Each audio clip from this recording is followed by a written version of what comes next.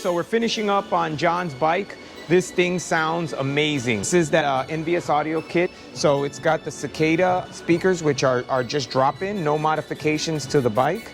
And then his Envious style tweeters. And then in the back here, we have the Sound Digital amplifier with the plug-and-play harness. No cutting, no splicing, and no modifications to the bike. So if you ever wanted to, you could unplug everything, put the bike completely back to stock, and not worry about hurting anything. The volume on this thing is ridiculous.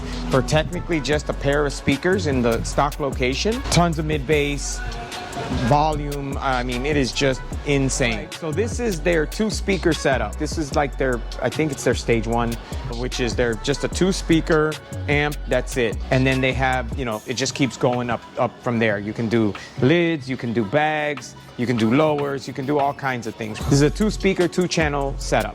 But it is really loud, especially if you don't want to modify the bike at all. If you don't want to do lids, if you don't want to do bags, you just want it better, because the factory Rockford upgrade system, which this has, is just brutal. I mean, it sounds horrible. No volume, you can't hear it over the bike, and you definitely can't hear it at riding. You know, when you're on the highway, you can't hear the thing at all. Now you'll have no trouble hearing. This particular kit is only for the 23.5 and up.